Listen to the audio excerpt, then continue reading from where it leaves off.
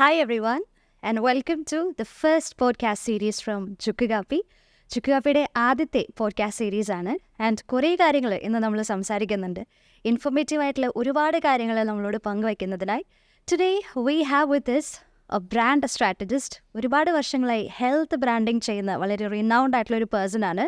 And doctor Nisar Muhammad, the brand doctor, is with us today.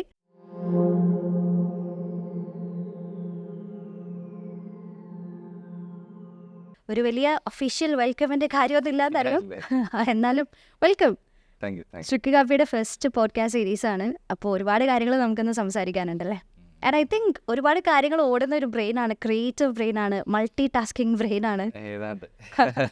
Health സെക്ടറിൽ തന്നെ ക്രിയേറ്റീവായിട്ട് നമ്മൾ ചിന്തിക്കേണ്ടുന്ന ഒരു സമയമാണ് ശരിക്കും. കാര്യം ഒരുപാട് മാറ്റങ്ങളിൽ കൂടെ കടന്നു പോയിക്കൊണ്ടിരിക്കുകയാണ് ഹെൽത്ത് സെക്ടർ ബാക്കിയുള്ള സെക്ടർ.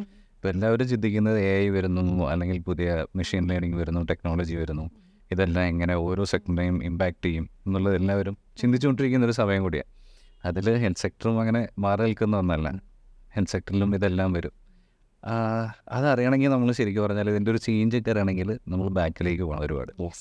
സ്റ്റാർട്ടിങ്ങിൽ തന്നെ പറഞ്ഞത് ഹെൽത്ത് ക്രിയേറ്റീവ്, അത് രണ്ട് ടേമിലേക്ക് നമ്മൾ ഒരുപാട് അങ്ങനെ യൂസ് ചെയ്യാത്ത ടീമാണ് ഹെൽത്ത് സെക്ടറിലെ ക്രിയേറ്റിവിറ്റി അല്ലേ. ഉറപ്പായിട്ടും. അപ്പോൾ അത് അധികം ആരും സംസാരിക്കാത്ത അല്ലെങ്കിൽ ഇപ്പോൾ ഡിസ്കസ് ചെയ്ത് വരുന്നൊരു ലൈക്ക് മാറ്റർ ഓഫ് ടോപ്പിക്കാണ്.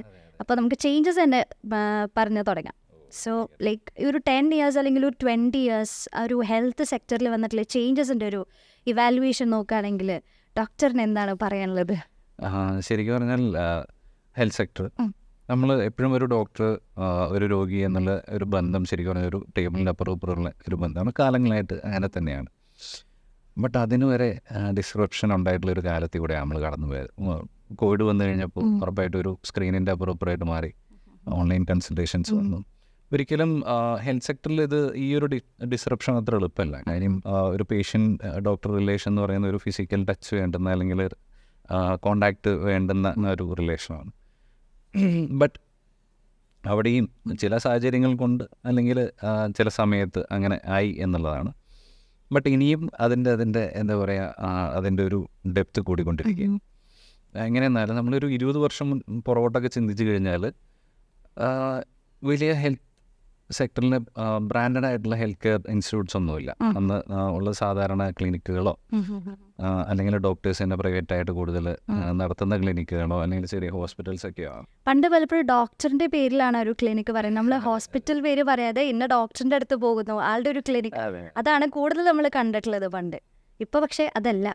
അതെ, അതിലൊരു കാര്യമുണ്ട് എന്ന് വെച്ചാൽ, ഇപ്പോൾ ഡോക്ടേഴ്സിന് അന്ന് അഫോർഡ് ചെയ്യാൻ പറ്റുന്ന കുറേ കാര്യങ്ങളുണ്ടായിരുന്നു. മെഷീനറീസ് അടക്കമൊക്കെ ആണെന്നുണ്ടെങ്കിൽ പിന്നീട് വലിയ മെഷീനറീസിൻ്റെ വരവോടുകൂടി അതൊന്നും ഡോക്ടേഴ്സിന് അഫോർഡ് ചെയ്യാൻ പറ്റാത്തൊരവസ്ഥയിലേക്കൊക്കെ മാറി. പ്ലസ് അത് വലിയ ബ്രാൻഡിങ് വന്നാൽ മാത്രമാണ് അത് ശരിക്കും പറഞ്ഞാൽ അതിൻ്റെ ഒരു മാർക്കറ്റിംഗ് പോലും സാധ്യമാവുള്ളൂ, അല്ലെങ്കിൽ അതിൻ്റെ ഒരു റിട്ടേൺ ഓൺ ഇൻവെസ്റ്റ്മെൻറ്റ് നമുക്ക് കിട്ടുള്ളൂ എന്നുള്ളൊരു രീതിയിലേക്ക് മാറി കഴിഞ്ഞപ്പോൾ ഡോക്ടേഴ്സിൻ്റെ കയ്യിൽ നിന്ന് ഏകദേശം ഈ സർവീസ് സെക്ടർ ഹെൽത്ത് കെയർ എന്ന് പറയുന്ന ഏകദേശം വലിയ ബ്രാൻഡുകളുടെ കൈകളിലേക്ക് മാറി എന്നുള്ളതാണ്. ഇന്ന് ശരിക്കും പറഞ്ഞാൽ അങ്ങനെ പ്രൈവറ്റായിട്ട് നമ്മൾ പണ്ടൊക്കെ ഇപ്പോൾ എനിക്കറിയാൻ പോകുന്നതിൻ്റെ ആശുപത്രി അല്ലെങ്കിൽ ഇതേമാതിരി ഓരോ ഡോക്ടേഴ്സിൻ്റെ കീഴിൽ വെച്ചിട്ട് നമ്മൾ പറയും അവിടെ പോകുന്നതെന്ന് നമ്മൾ പറയും.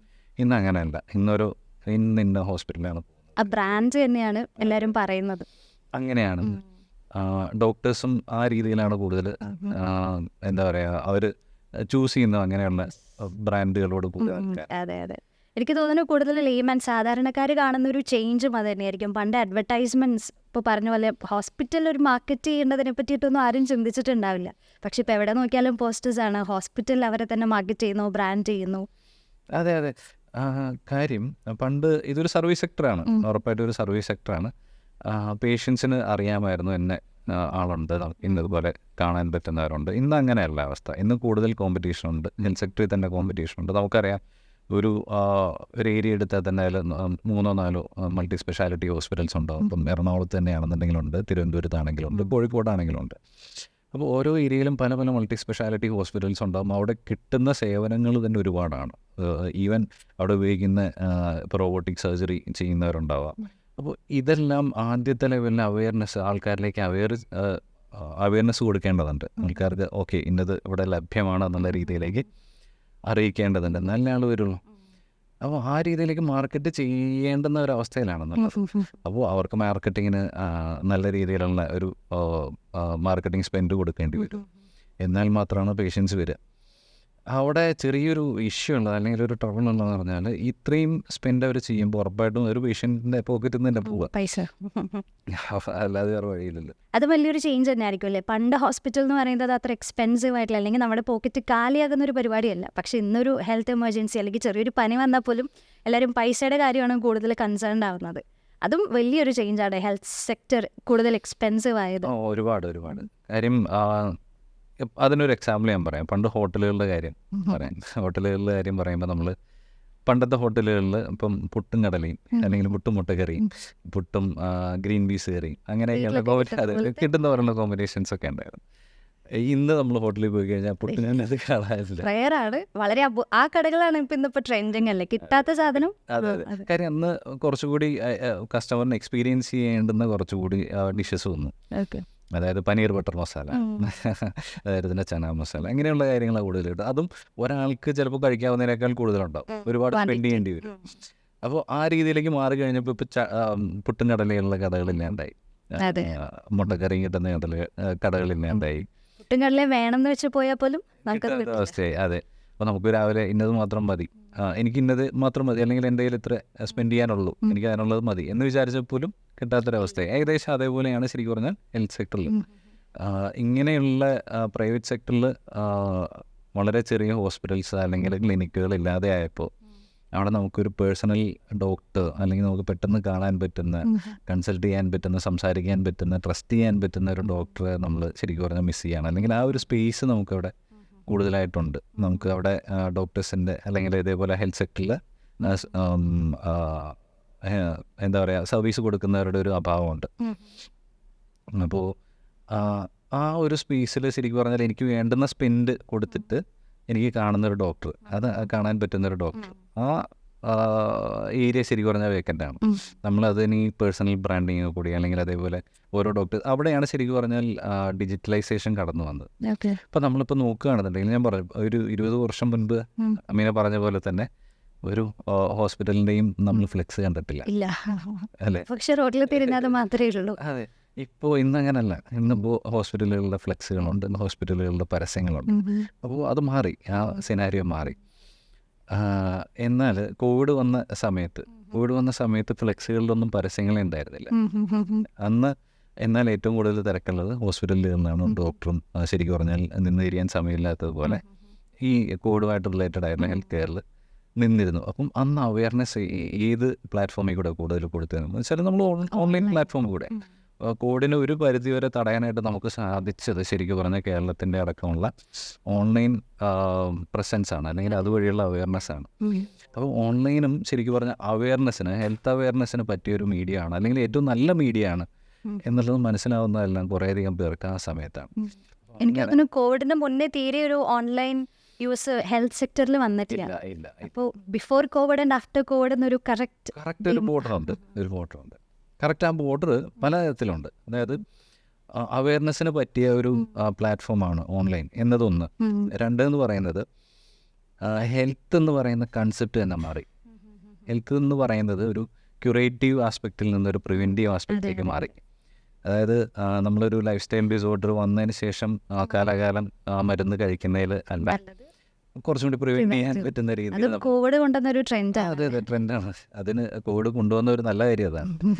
അപ്പോൾ കുറേ അധികം പേര് ലൈഫ് സ്റ്റൈൽ മോഡിഫൈ ചെയ്യാൻ തുടങ്ങി.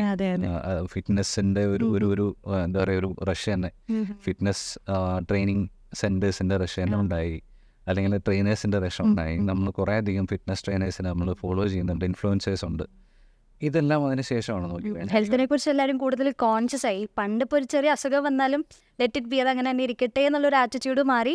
ആൾക്കാർ കോൺഷ്യസ് ആവുന്നുണ്ട്, ഹെൽത്തി ആയിട്ട് ഇരിക്കാനായിട്ട് കൂടുതൽ എഫേർട്ട് കോവിഡിന് ശേഷം. അതെ. പണ്ട് കോവിഡിന് മുൻപ് എഫേർട്ട് ഇട്ടിരുന്ന ഡോക്ടേഴ്സ് ആണെങ്കിൽ ഇപ്പം എഫേർട്ട് ആൾക്കാരാണ് പറയുന്നത്. അത് രോഗം വന്നിട്ട് ചികിത്സിക്കേണ്ടുന്ന അവസ്ഥയിൽ നിന്ന് ശരിക്കും പറഞ്ഞാൽ പ്രിവെൻറ്റീവ് ആസ്പെക്റ്റിലേക്ക് മാറിയതിൻ്റെ ഗുണമാണ്. അപ്പോൾ അവർ ശരിക്കും അങ്ങനെ നോക്കുമ്പോൾ അവിടെയാണ് ഒരു പേഴ്സണൽ ഹെൽത്ത് ബ്രാൻഡിങ് എന്ന് പറയുന്ന ഒരു സ്പേസ് ഉള്ളത്. ഓക്കെ. അവിടെ നമുക്ക് ശരിക്കും പറഞ്ഞാൽ ഓൺലൈൻ മീഡിയ അവയർനെസ്സിന്, ഹെൽത്ത് അവയർനെസ്സിന് നല്ലൊരു സ്കോപ്പ് ഉണ്ട്, അല്ലെങ്കിൽ ഒരു സ്പേസ് ഉണ്ട്. ആ ഏരിയയിലേക്ക് കൂടുതൽ ഡോക്ടേഴ്സ് അല്ലെങ്കിൽ ഹെൽത്ത് കെയർ സ്പെഷ്യലിസ്റ്റുകൾ വരുന്നേ ഉള്ളൂ, അല്ലെങ്കിൽ വന്നുകൊണ്ടിരിക്കുന്നേ ഉള്ളൂ. പുറത്തൊക്കെ അത് നല്ല രീതിയിൽ വരുന്നുണ്ട്, നമ്മുടെ കേരളത്തിലുമായി വരുന്നു. അപ്പം ആ ഒരു ഏരിയ ശരിക്കും പറഞ്ഞാൽ ആണ്, ഞാൻ പറഞ്ഞില്ല നേരത്തെ, ഒരു പ്രൈവറ്റ് സെക്ടറിൽ ഒരു സ്പേസ് ഉണ്ട്, അത് ഫിൽ ചെയ്തുകൊണ്ടിരിക്കുന്നതാണ്. അതായത് നമുക്ക് പെട്ടെന്ന് സംസാരിക്കാൻ പറ്റുന്ന, ട്രസ്റ്റ് ചെയ്യാൻ പറ്റുന്ന, നമുക്ക് ഇൻപുട്സ് എടുക്കാൻ പറ്റുന്ന ഒരു ഡോക്ടർ, അല്ലെങ്കിൽ നമ്മുടെ ഒരു ഹെൽത്ത് കെയർ പാർട്ണർ എന്ന് പറയുന്ന പേഴ്സണൽ ഡോക്ടർ അല്ലെങ്കിൽ ഒരു ഫാമിലി ഡോക്ടർ എന്നൊക്കെ പറയുന്ന ഒരു സ്പേസ് അവിടെ ഓൺലൈൻ മീഡിയംസ് ആണ് കവർ ചെയ്ത് പോകുന്നത്. അപ്പോൾ അവിടെയാണ് ശരിക്കും പറഞ്ഞാൽ ഓൺലൈൻ ബ്രാൻഡിങ്ങിൻ്റെയും അതേപോലെ അവയർനെസ് ക്യാമ്പയിൻസിൻ്റെയൊക്കെ ആവശ്യമുള്ളത്. കോവിഡ് കൊണ്ടുവന്ന ഒരു വലിയ വ്യത്യാസമാണ്.